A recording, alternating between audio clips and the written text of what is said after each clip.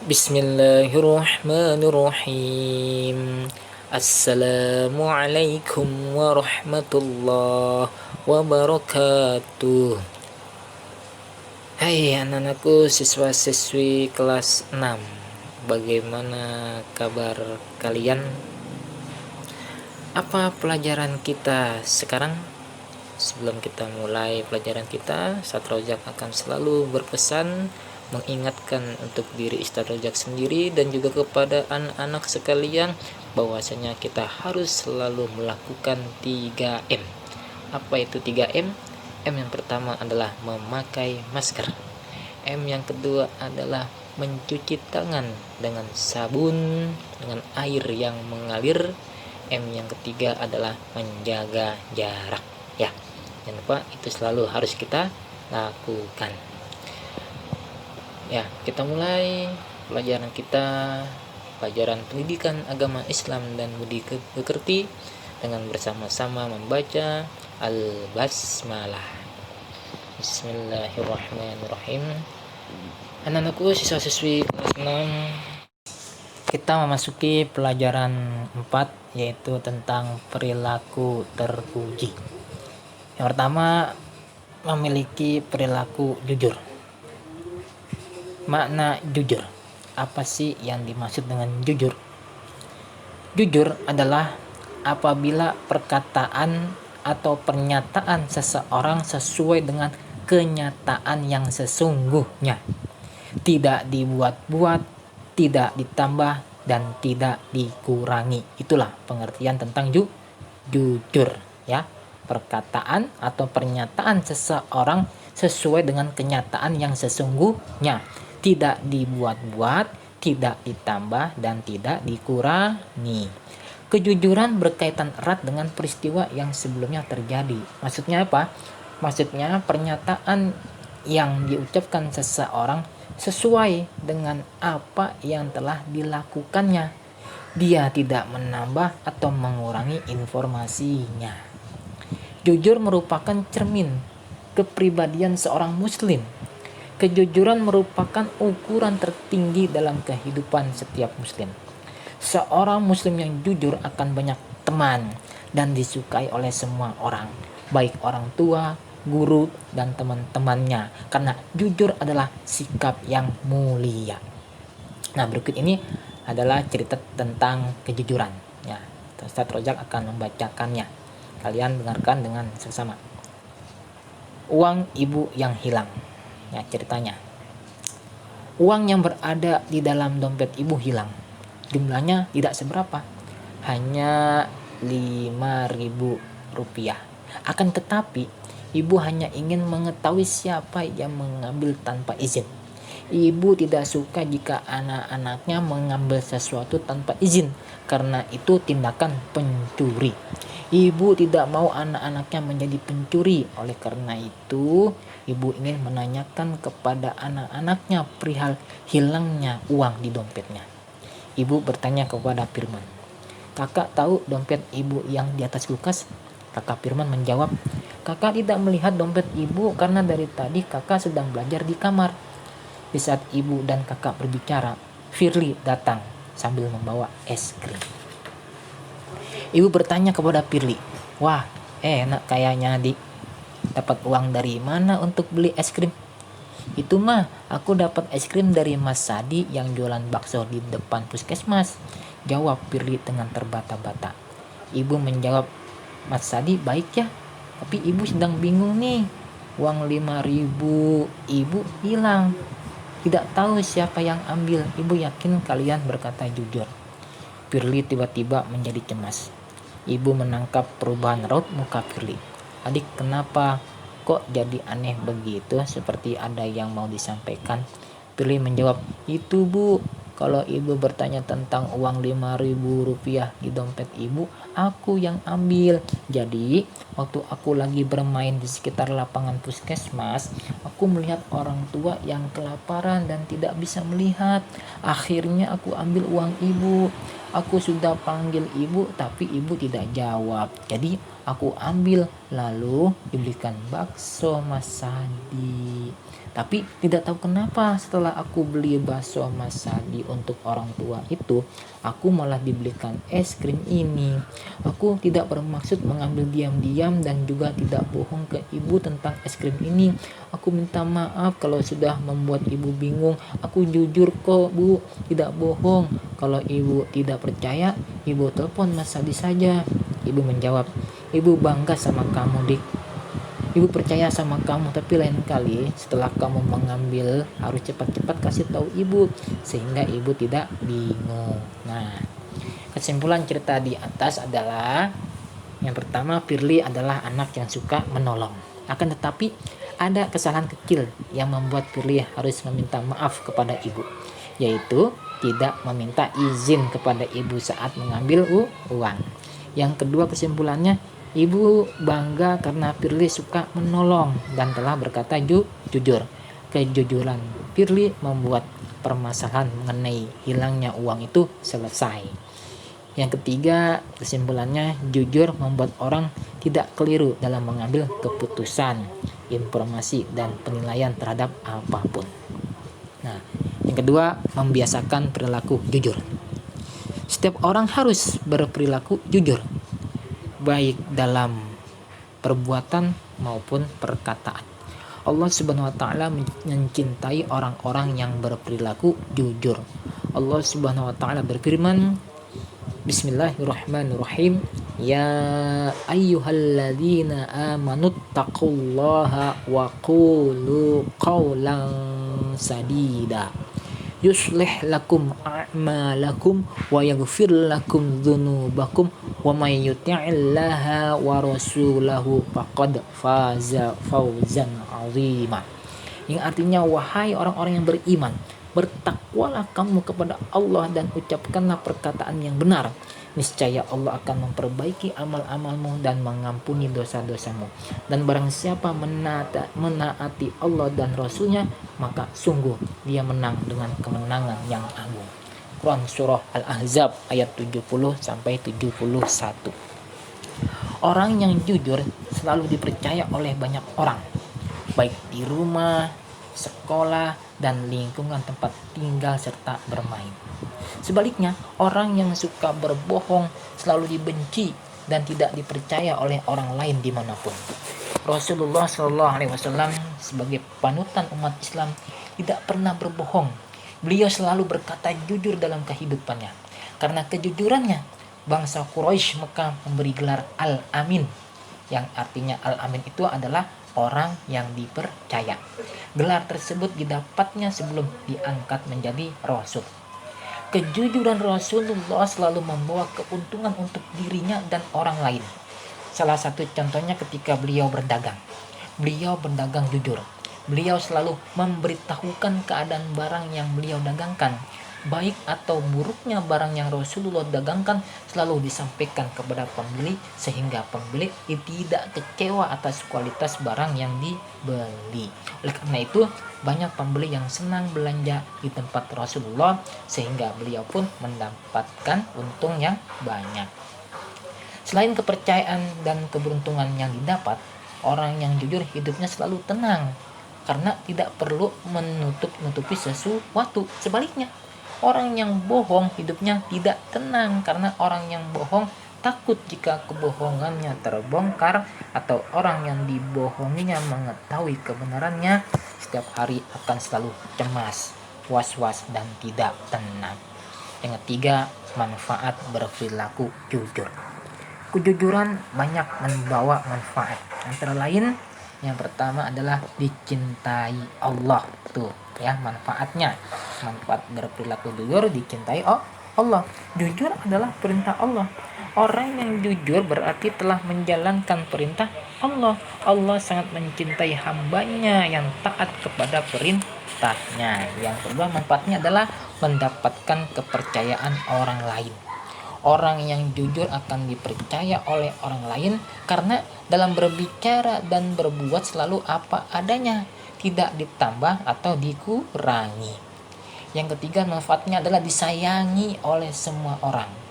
Selalu berbicara berbicara dan berbuat jujur tanpa adanya kebohongan akan membuat orang tertarik, sayang, dan senang kepadanya. Yang keempat adalah mudah mendapatkan pekerjaan. Orang jujur akan mudah mendapatkan pekerjaan karena orang yang jujur dapat dipercaya. Seorang pemimpin pasti mencari orang yang bisa dipercaya. Yang kelima, manfaatnya adalah mengantarkan kepada kebaikan. Kejujuran akan mengantarkan kepada kebaikan di dunia dan di akhirat. Rasulullah Shallallahu Alaihi Wasallam bersabda, sesungguhnya kejujuran atau kebenaran mengantarkan kepada kebaikan, dan sesungguhnya kebaikan mengantarkan kepada surga. Sesungguhnya kebohongan atau kedustaan mengantarkan kepada kefasikan atau kemaksiatan, dan sesungguhnya kefasikan atau kemaksiatan mengantarkan kepada neraka. Sesungguhnya seseorang yang benar-benar bersikap jujur atau benar akan dicatat di sisi Allah sebagai orang yang jujur atau benar. Sesungguhnya seseorang yang benar-benar berbohong di sisi Allah akan dicatat sebagai pembohong. Hadis riwayat muttafaq alaihi. Hormat dan patuh kepada orang tua, guru, dan sesama anggota keluarga. Hormat dan patuh kepada orang tua. Menghormati kedua orang tua hukumnya wajib bagi setiap anak. Orang tua adalah orang yang telah menjaga dan merawat kita sepenuh jiwa dan raga. Haram hukumnya jika anak berdusta, tidak sopan, dan tidak patuh terhadap perintah kedua orang tua selama tidak melanggar perintah Allah Subhanahu wa Ta'ala. Sebagai anak wajib mematuhi kemauan dan perintah kepada orang tua. Jasa orang tua tidak akan pernah bisa tergantikan atau dibalas dengan apapun. Ibu adalah orang yang telah menaruhkan jiwa dan raganya untuk mengandung selama 9 bulan, kemudian berjuang demi melahirkan anaknya. Setelah ibu selesai dan selamat melahirkan anaknya, ibu akan menyusui anaknya sampai berusia 2 tahun. Ibu juga membesarkan serta mendidik anaknya demi masa depan yang cerah dan berakhlak mulia. Itulah jasa seorang ibu. Maka tak sepantasnya seorang anak durhaka kepada orang tua, terutama ibu.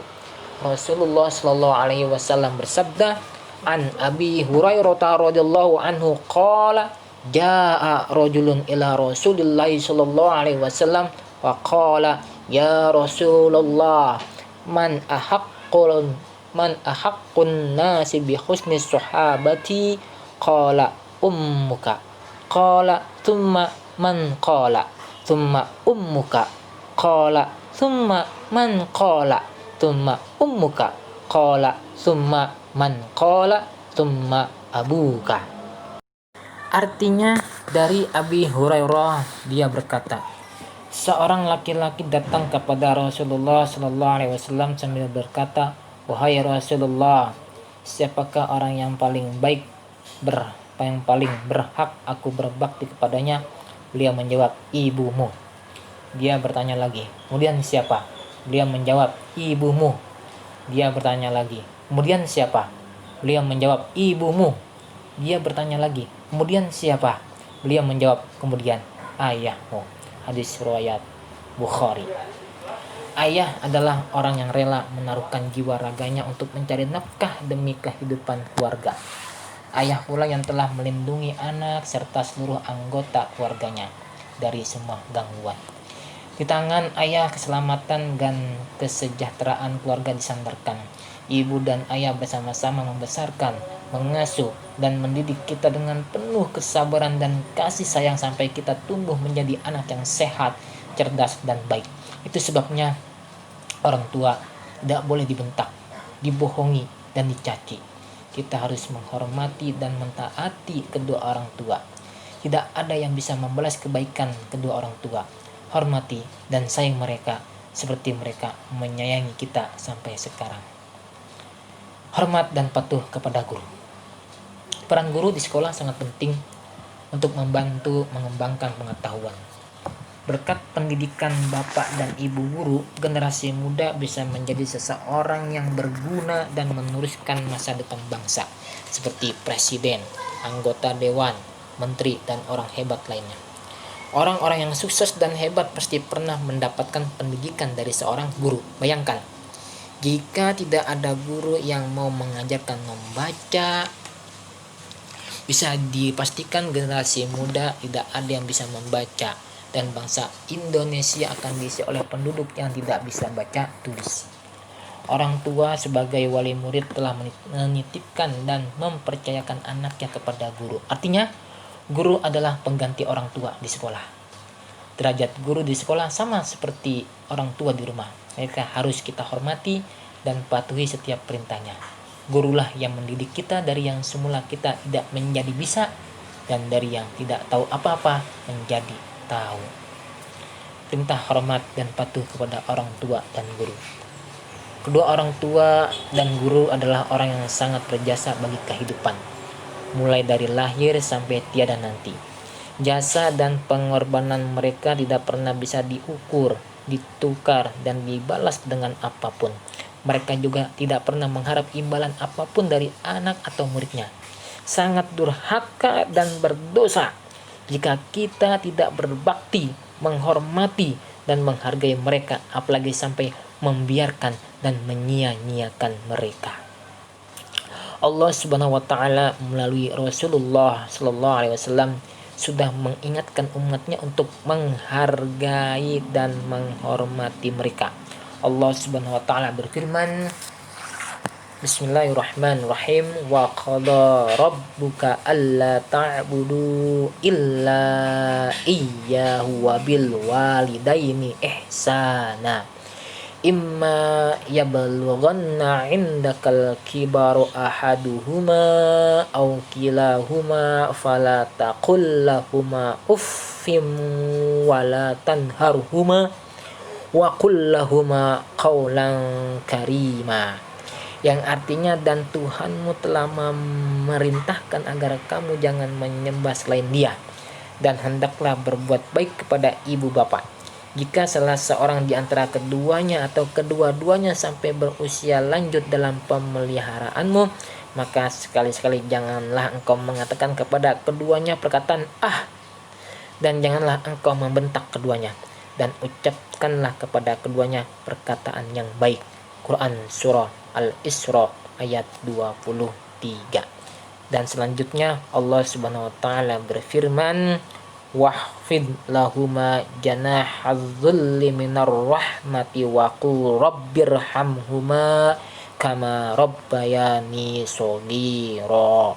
Yang artinya, dan rendahkanlah dirimu terhadap keduanya dengan penuh kasih sayang, dan ucapkanlah, wahai Tuhanku, sayangilah keduanya sebagaimana mereka berdua telah mendidik aku pada waktu kecil. Quran Surah Al-Isra ayat 24. Hadis Nabi juga secara tegas mewajibkan umat Islam untuk berbakti kepada orang tua dan guru. Rasulullah Shallallahu Alaihi Wasallam bersabda, an Abdullah bin Amrin wa anin Nabi Shallallahu Alaihi Wasallam qala ridar Rabbi fi ridal walidi wa sakhatur Rabbi fi sakhatil walidi.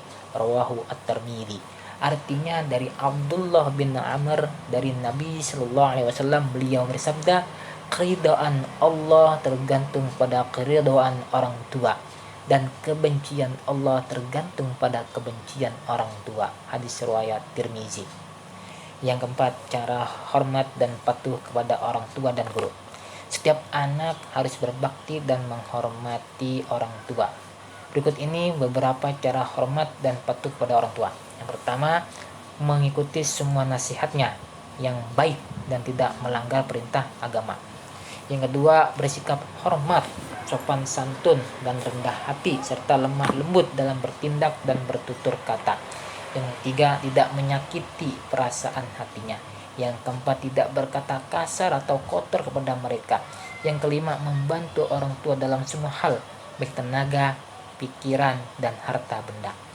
Yang keenam, apabila mereka sudah meninggal, anak harus memohonkan ampun kepada Allah, membayar utang, melaksanakan wasiat, dan menyambung silaturahim kepada teman, kerabat dan saudara dari orang tua, karena mereka juga adalah orang tua kita. Yang ketujuh, selalu mendoakan ibu dan bapak pada setiap kesempatan. Sementara cara hormat dan patuh kepada guru adalah yang pertama, memberi salam dan menjabat tangan kepada guru jika bertemu. Yang kedua, membuat guru senang ketika mendidik kita dengan ikhlas, penuh semangat dan tidak bermalas-malas dalam belajar. Yang ketiga, selalu berpakaian rapi dan sopan selama belajar.